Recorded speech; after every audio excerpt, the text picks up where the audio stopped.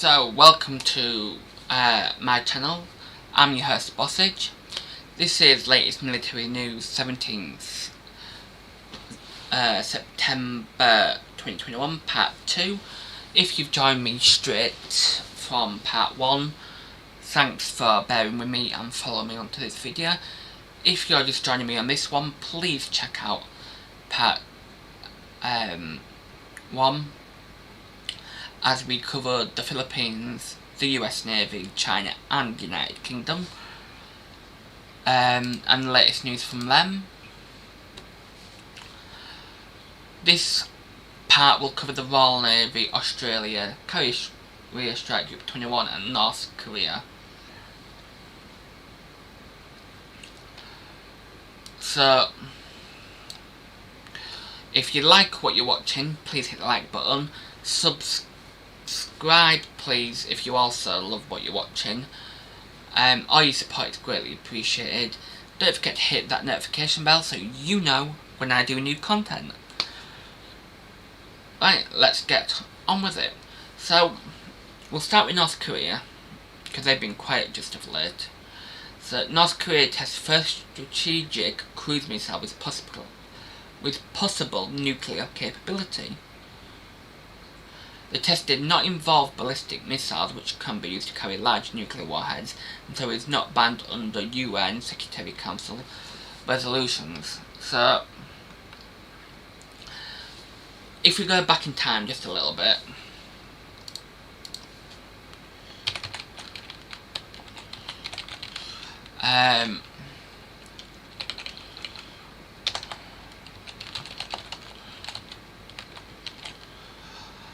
there was all this. Sorry, I'm just trying to find the article.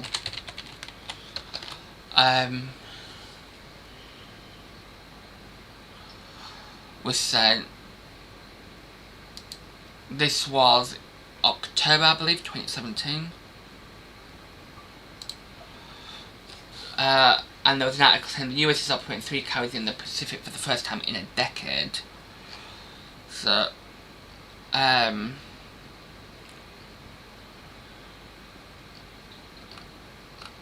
because of the fact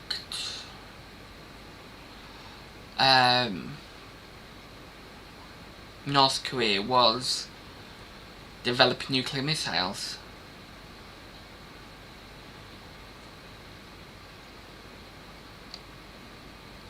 And tensions were getting high with them. And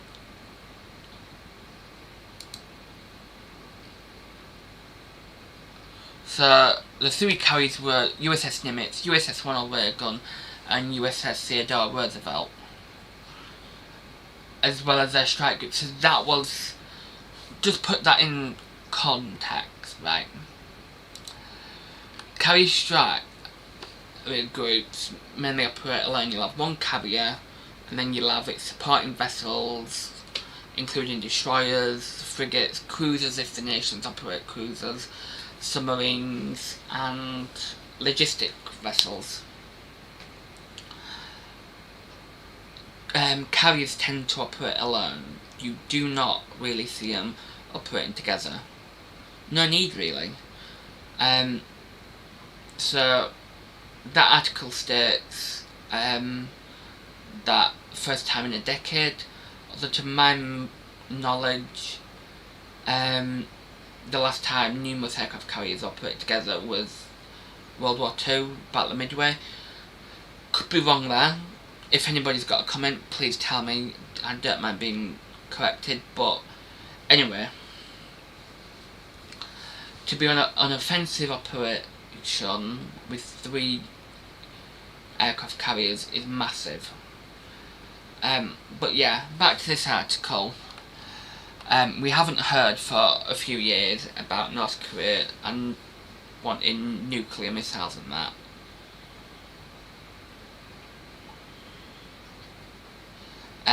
The US military's Indo-Pacific Command said this activity highlights North Korea's continuing focus on developing its military program and the threats it poses to its neighbours and the international community.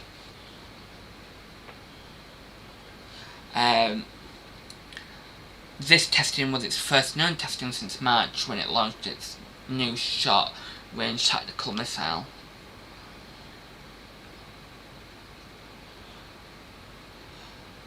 But so these tests, it didn't involve nuclear missiles, but the missile can carry a nuclear warhead.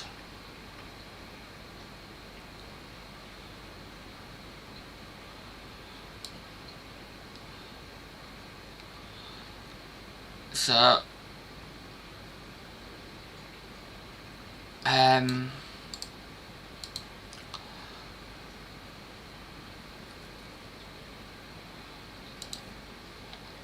North Korea is an issue.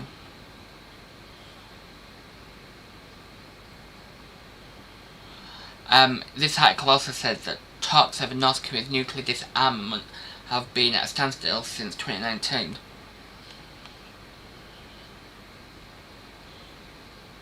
So there's been an impasse.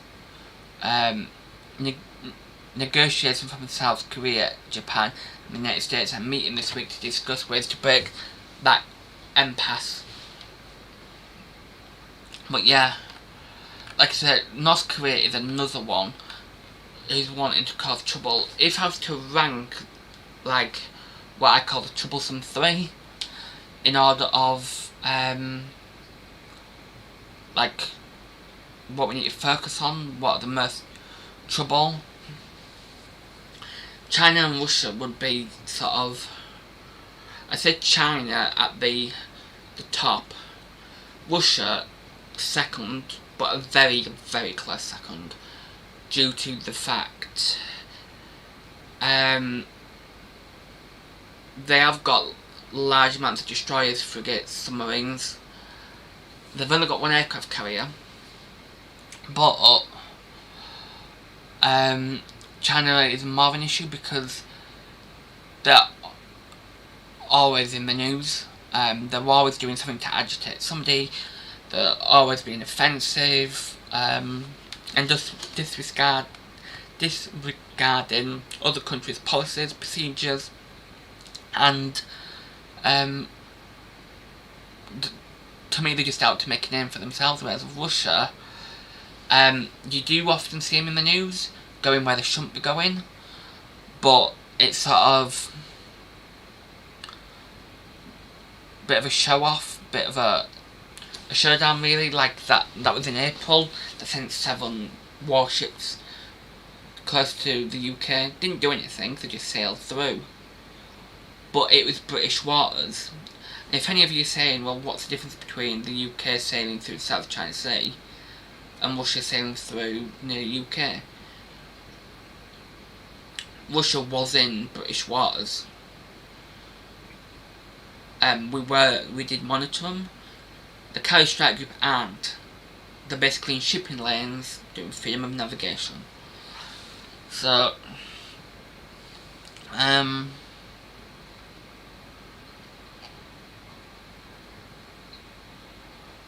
yeah, moving on. This article's title isn't unfamiliar. It's quite familiar actually. And it is significant drop in number of military useful British vessels. I'm sure I stated this in my other videos. Did read a bit back that the UK tends to it's all about money. It always boils down to money. So they'll decommission vessels and the new ones will be put on the next year's budget. So like the replacement for the Type 23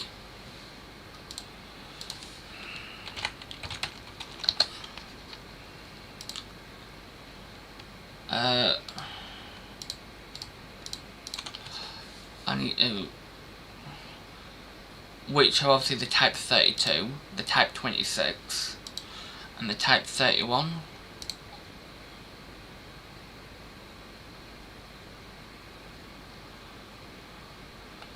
So I just learned something actually. The first Type 31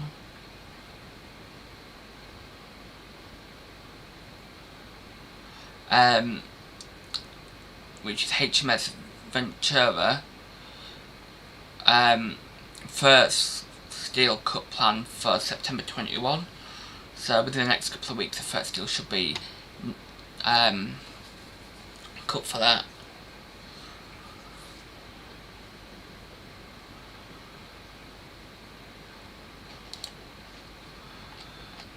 So the Type 26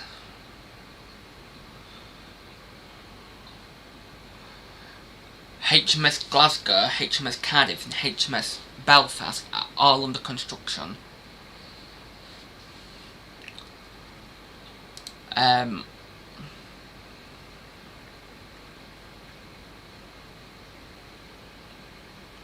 So on May the 1st of this year, both parts of the ship will join together. So, and it's expected to be delivered in 2 years' time. So we've still got 2 years for that ship to be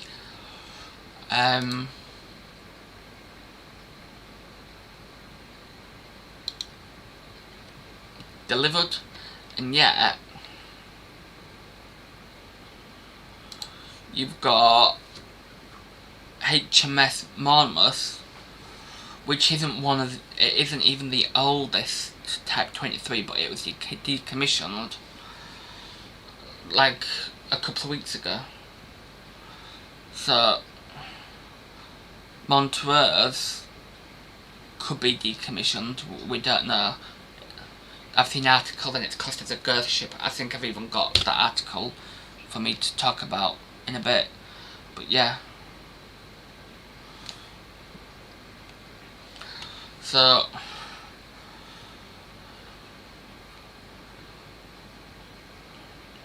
we've got 12 out of the 13 of the Type 23s, and it could go down to 11. So we're decommissioning ships and we haven't even got replacements for them.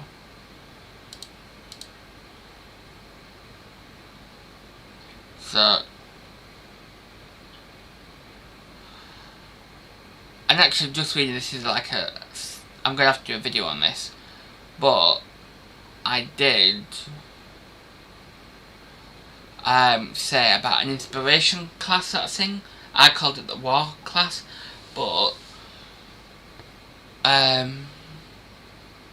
the Type 31s are going to be called the inspiration class. There's going to be 5 of them: HMS Ventura, HMS Bulldog, HMS Campbelltown, HMS Formidable and HMS Active. So that'll be good.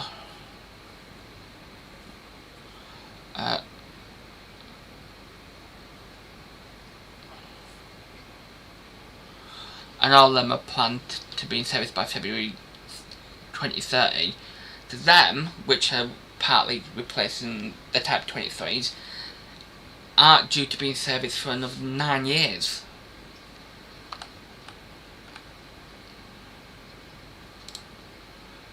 It's just ridiculous. But yeah, moving on. On this vessel,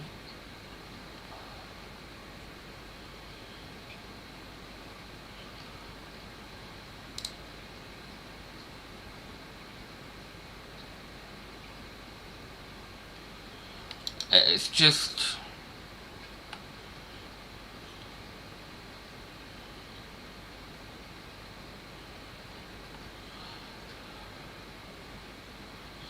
yeah, one comment on this, the result of many years' lack of investment in both civilian and military ships.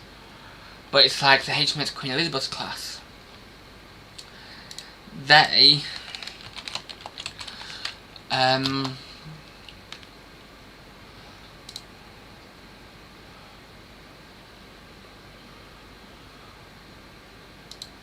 were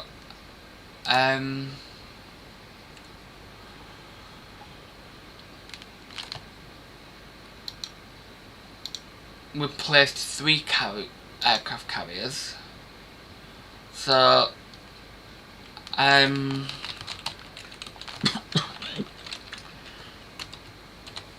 sorry.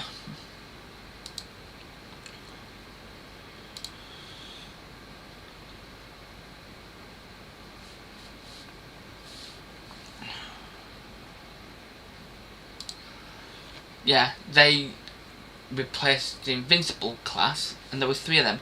Yeah, Queen Elizabeth class are super carriers, they're much bigger, but why have we gone from 3 to 2? Yes, the Invincible class were light aircraft carriers, and could only carry, like, 22 aircraft, and Queen Elizabeth can carry like twice as much as that, but still, it's always the case. It's like the Type 45. There was meant to be 12 of them, then it went down to 8, and actually we ended up with 6. Why? So, this article I can't really say much about. It's basically a photo essay of the Carrier Strike Group,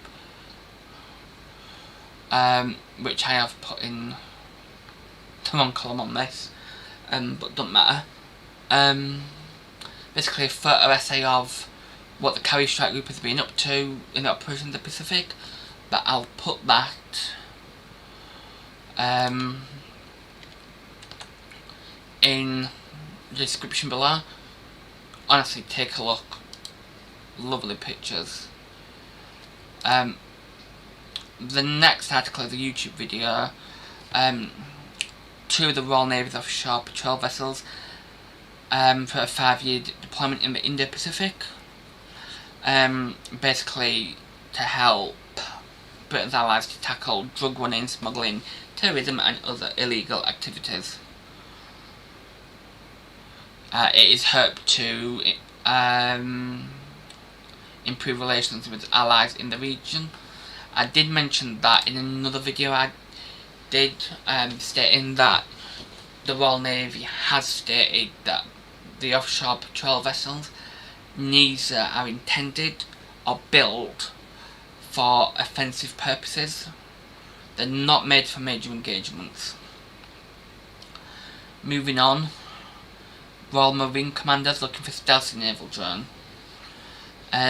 So, I don't know if anybody knows, but basically the mine hunters of the Royal Navy are being replaced by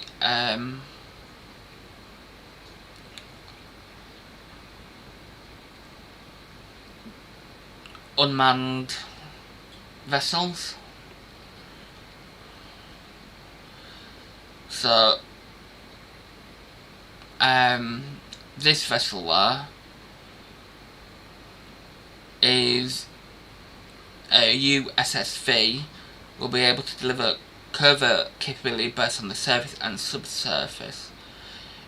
It is to have a low visual signature when on the surface and be completely autonomous while integrating with the naval strike network.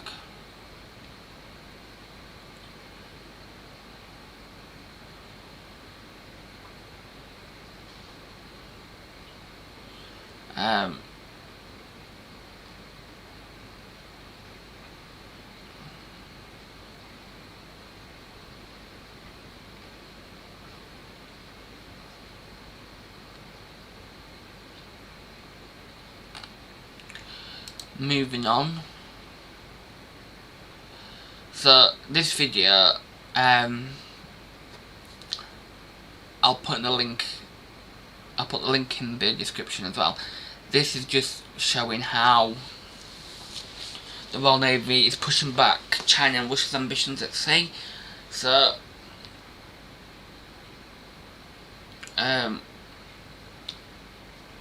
we all know what they're doing and how the Royal Navy. So we know what the Royal Navy in the UK and other nations are doing. They're sending ships through the waters. to promote freedom of navigation. Any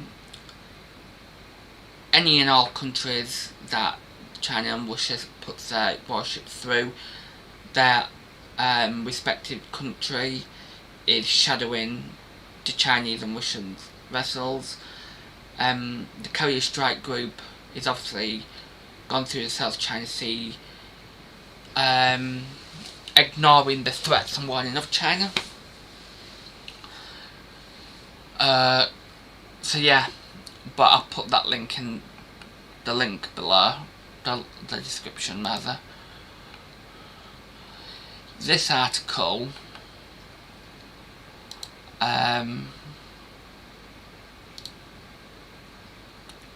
yet again, I will put the link below, because I found this fascinating. Me being a Trekkie and who loves futuristic things and technology, this just like stood out to me dramatically. So the Royal Navy has unveiled a vision of what the British fleet could look like in the future, including an enormous flying drone station based in the stratosphere and an underwater flagship vessel. So just a hint, bit of advice on this. On the pictures, for a better look at them, you can't actually click them to enlarge them, and zooming in and making the web page bigger doesn't really help. But if you right hand click and press open image in new tab, you can get a better feel of what the image is about. You can have a look at the information better. That's the best way to view the pictures. So young engineers from the industry responded to a challenge posed by UK Naval Engineering, Science and Technology. So this includes a drones, a base station in the stratosphere, and basically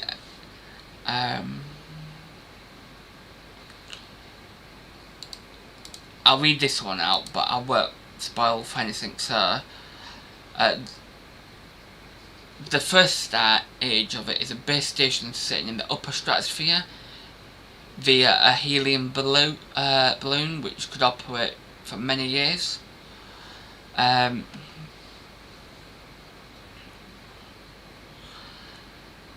So it shoots this craft from it.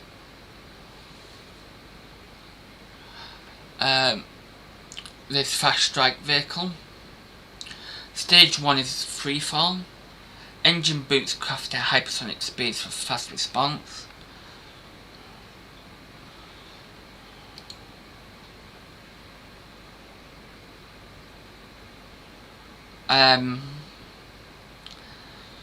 Stage 2 is a glide. Its wings morphed into body for fast. It's freefall.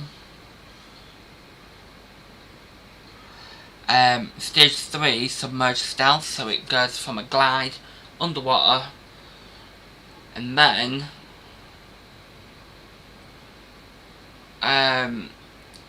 before it hits the water and gets submerged, it launches multi-role intelligence swarm launch for targeting and attack, and then before the it gets this target, comes to the surface and strikes. So, very exciting stuff. But I will put the link, like I say, in the description.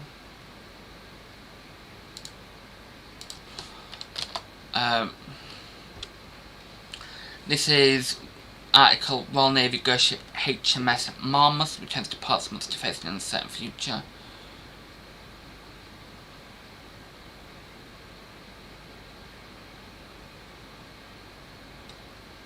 So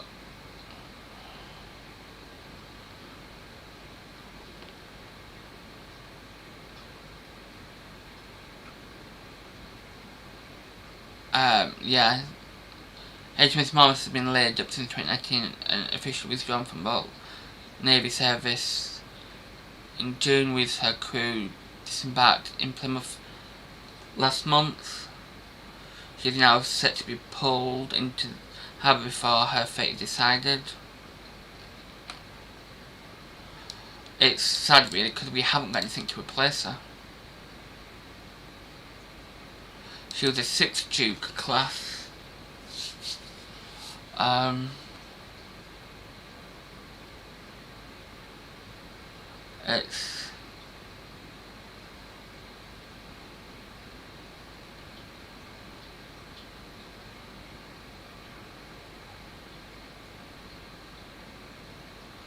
It's sad. All I can say. Yeah, she'll be replaced. Whether she'll be replaced by a Type 26, a Type 31 or a Type 32 frigate is yet to be known. But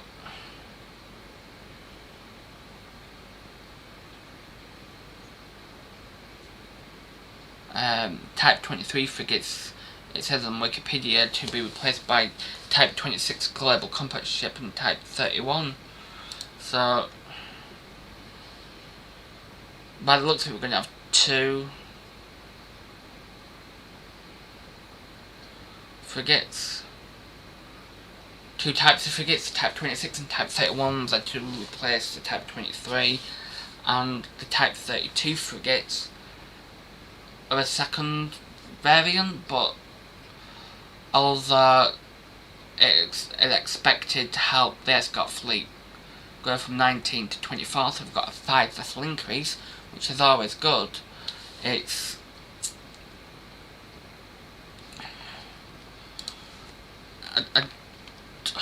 don't really know what to say. They shouldn't be decommissioning her.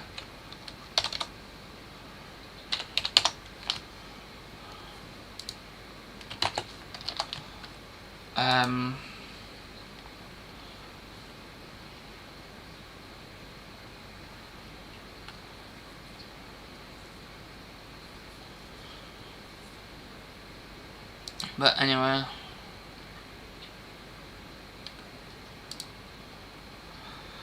this next article is underwater drone carriers for Royal Navy. So,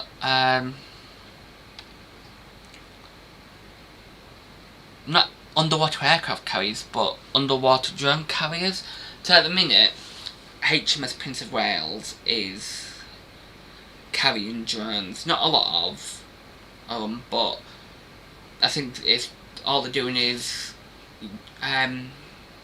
using it for training exercises. So I know there's Apache helicopters on there, there's F-35 and there's drones.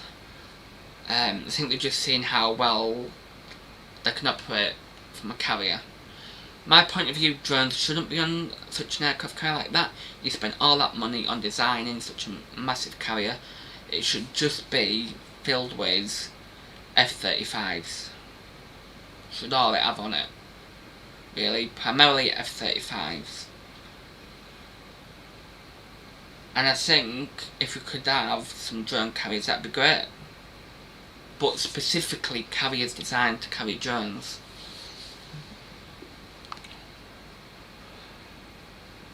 So where you need to like launch missiles at a country, send a drone carrier with drones, with missiles, be great.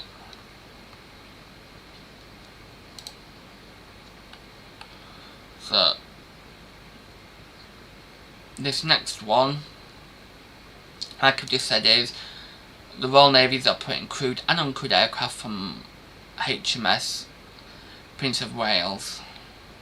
The aircraft carrier is testing the Banshee target drone as training, testing and evaluation method for simulating airborne targets at sea ahead of the exercise Joint Warrior.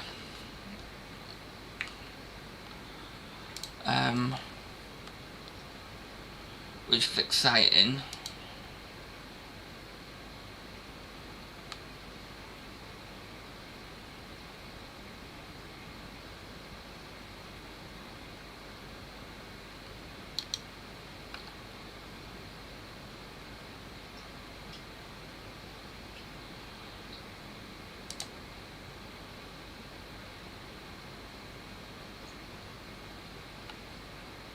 But yeah.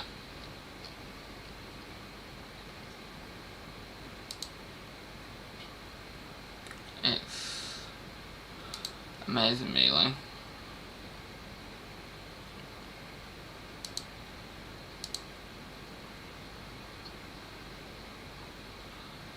One of the drones have got the lightning symbol on.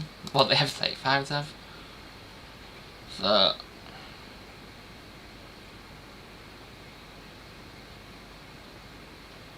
it's amazing what's going on.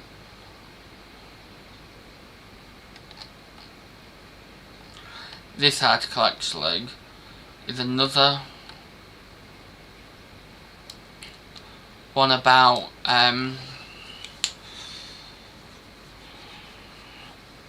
the future of the Royal Navy.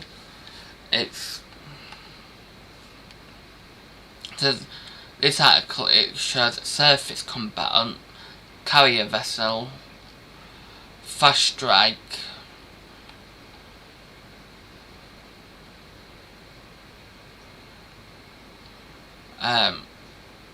underwater platform,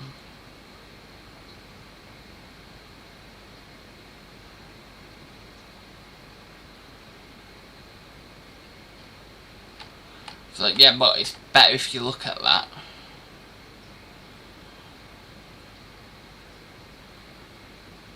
I think there's a few spelling mistakes now. It's got nail guns, which I think they mean rail guns. But yeah.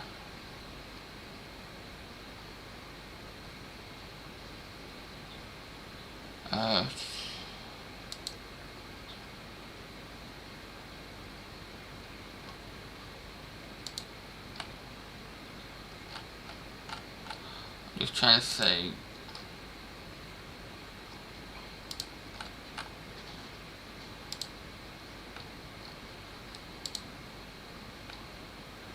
I've lost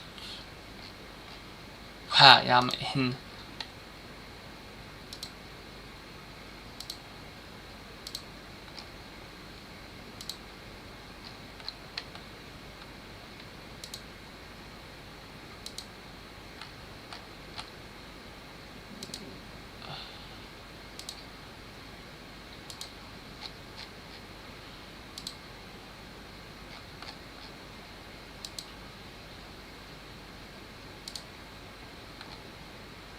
Because I moved it, didn't I? Anyway, getting back. So, this next article is the First Sea Lord's upbeat message about the state of the Royal Navy. So, the Royal Navy has been seen as rather top-heavy for some time. It goes on to say a lot about rank implementation, with some jobs done by people of higher rank than necessary.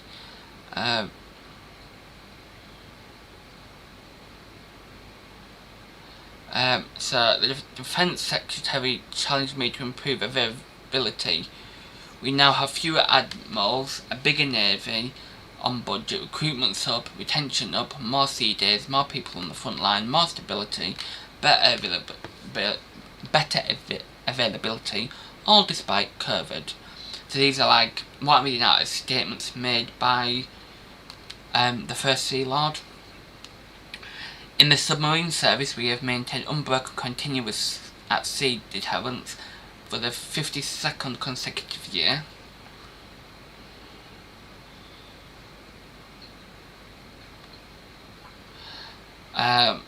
Both Queen Elizabeth class aircraft carriers are now operational, on schedule, fully crewed, with jets when required. So that's a major achievement.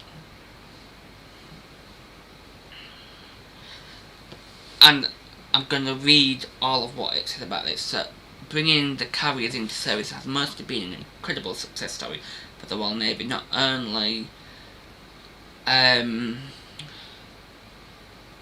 Radakin, but his predecessor going back to 2 decades, and a vast army of contributors have made it possible. At the time of writing, both ships have jets embarked, and the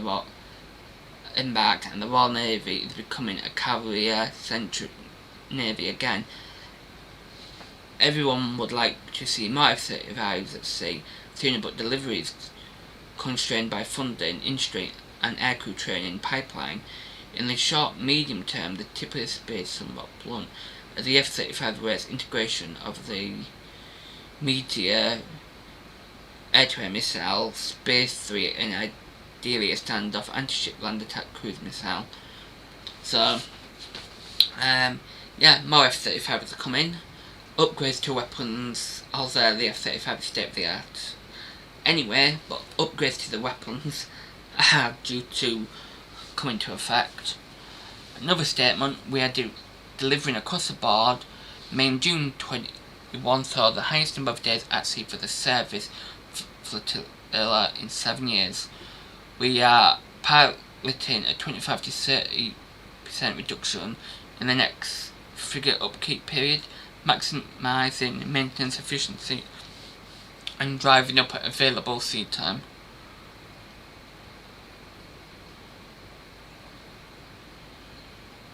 It says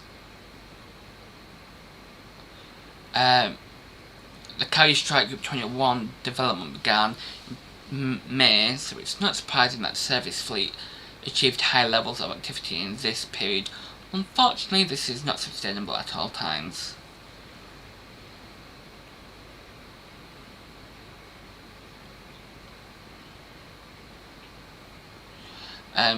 Only in very late 2020s, with the arrival of new frigates, can availability be expected to really improve.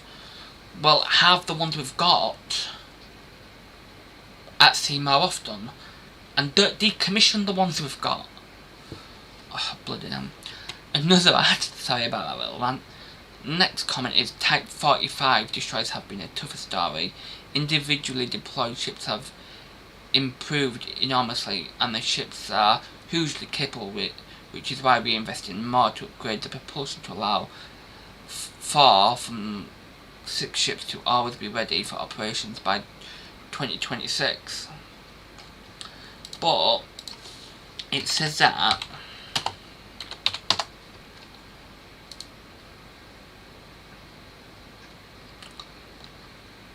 Type 83 destroyers, which are going to replace the Type 45s, will be designed as a replacement for the current Type 45 destroyers in the late 2030s, so they're only going to have like 10 years.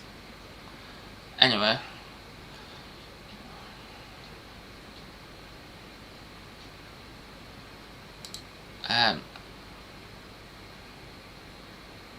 All 5 Batch 2 offshore patrol vessels are in service and are on deployed on permanent operations. All 5 have left UK shores and are unlikely to return for many years. HMS Force are in Falkland Islands. HMS Medway is in the Caribbean. HMS Trent, Mediterranean. HMS Tamar and Spear, Indo Pacific.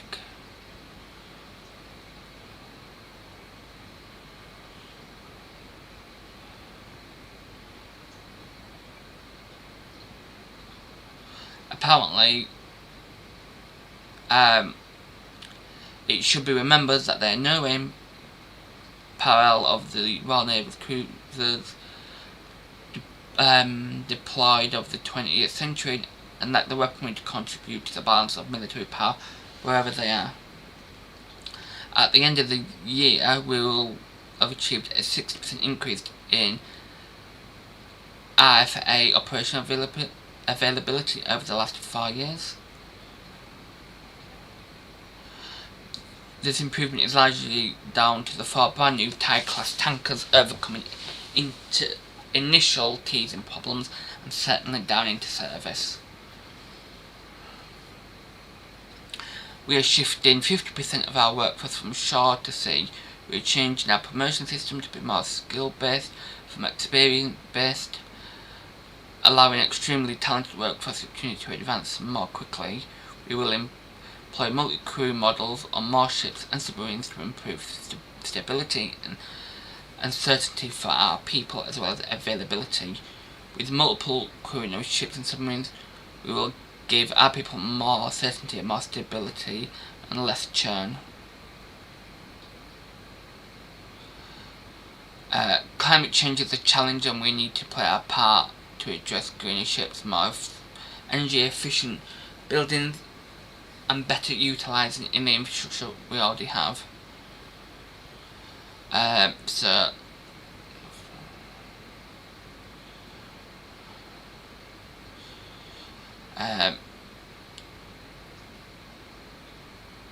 Besides the environmental constraints, it makes sense to reduce fuel and energy use, which will lower costs in the long run as well as have strategic benefits on decreasing dependency on hydrocarbons. The 3 specific areas we will go after to achieve operational advantage are underwater dominance, autonomous air systems and command forces. And so that's it for that article.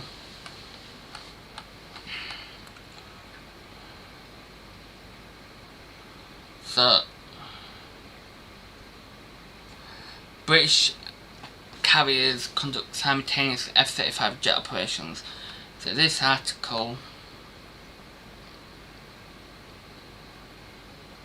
was September the 15th. The Royal Navy currently has 2 aircraft carriers at sea, both flying F-35 jets. This is something that only one other navy in the world is capable of. And if people don't know what that navy is, it's the United States, because obviously they design and make the F-35s. So yeah, out of the 2 navies that are capable of doing it, both are doing it.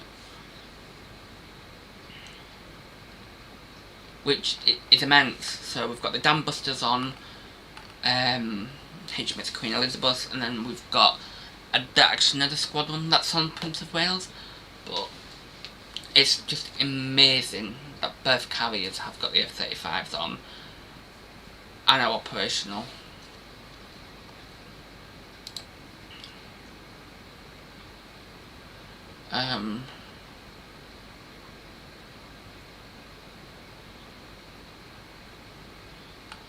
This next article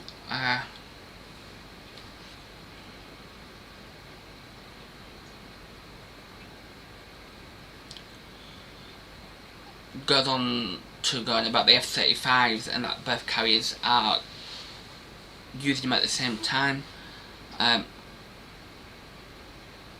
it goes into more detail. 2 Royal Navy aircraft carriers 1,000 miles apart have made history after conducting simultaneous exercises. So HMS Prince of Wales in the North Sea and HMS Queen Elizabeth in the Pacific have been launching and recovering F-35B stealth strike fighters on round-the-clock sorties simultaneously.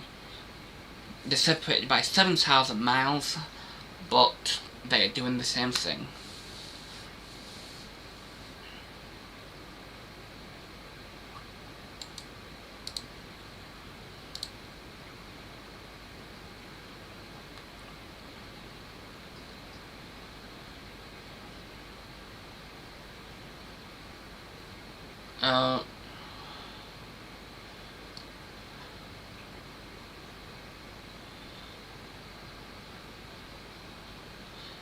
And yesterday HMS Dragon left Portsmouth.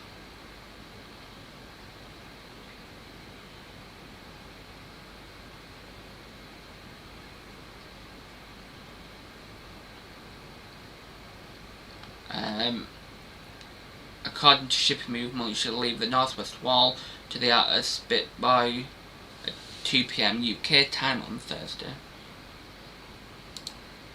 Yeah, now I've got through all of the Royal Navy, but like I say, I'll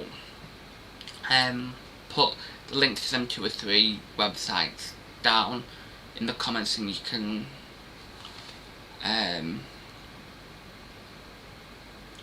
view them, because they really need to be viewed to be appreciated. So this article is the Mail Online, and it is titled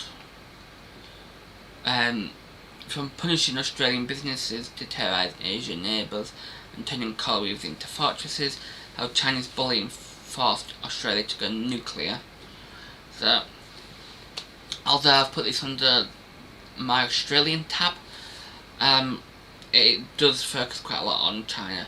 China's built fortresses in the South China Sea, terrorising small Asian nations. The communist power also upgraded an airport in Papua New Guinea, Marmot Airport on Manus Island near Australian Labrum Naval Base. Laurie Institute said nuclear submarine decision was about the rise of China. University of Sydney's Professor Jamie Riley worried about prospect of war. Right, you should be, and everybody should be. War, in my opinion, is coming, and it's coming quicker than we all think. People may think, no, we've had World War One, we've had World War Two, we've had wars since then. But think about after World War One, it's called the Great War. People didn't think there was going to be another one. There was World War Two. And although the gap between World War One and World War Two wasn't that great in compared to the gap between World War Two and World War Three, if we have one,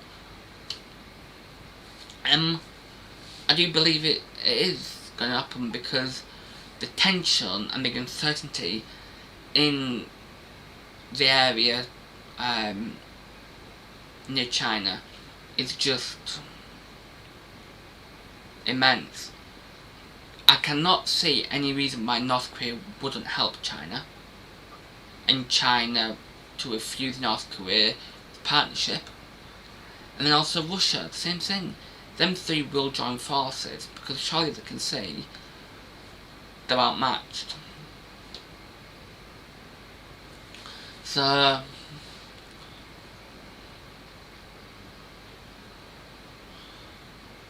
Chinese President territorial aggression has forced Australia to reconsider that blown out $90 billion contract, instead acquiring nuclear armed subs from the US and the UK for the Australian Navy much sooner.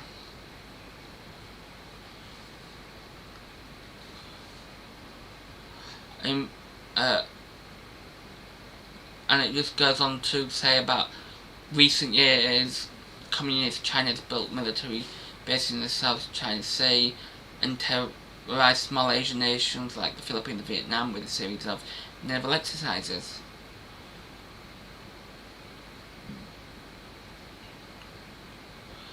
Australia last year began work on Labrum Naval Base so it could house American warships.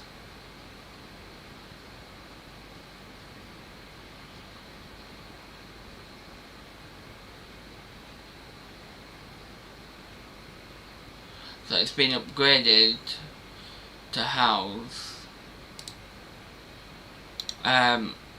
American vessels.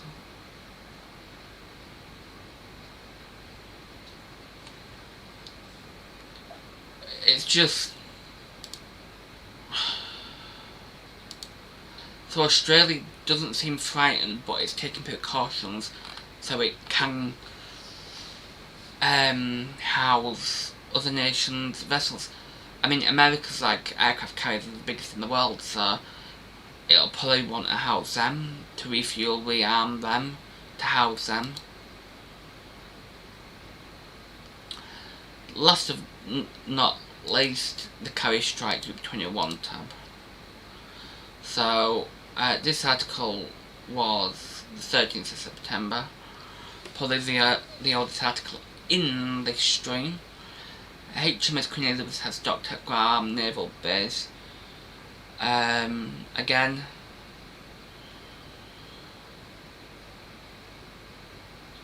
so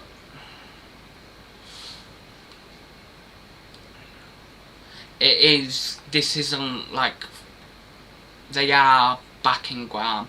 There's a tweet from HMS Queen Elizabeth, back in beautiful Guam for some scheduled maintenance. But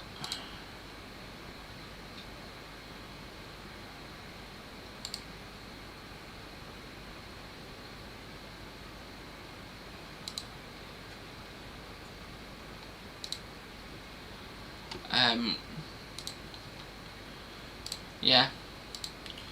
So it's like HMS Queen Elizabeth is halfway sort of through the deployment, so they're just having scheduled maintenance. Bearing in mind it's 28 weeks.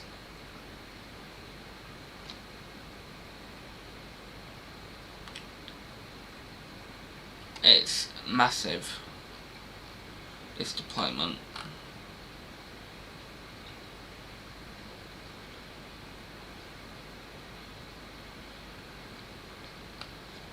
And that's it, really. That's your lot. So in this 2-part live stream, you've had everything from the Philippines to the Carrier Strike Group 21. And actually there's apparently nothing from Russia. So I'm gonna end it there. I might do another video, won't be military there, but thanks for watching. If you have bared with me for them 2 hours with information from the Philippines, the US Navy, China, the United Kingdom, North Korea, the Royal Navy, Australia and the Carrier Strike Group 21, thank you so much for putting up with me. Please smash that notification bell if you want to be informed when I upload new content. Please comment and subscribe. Your support is much appreciated. And I'll see you next time. Thanks for watching.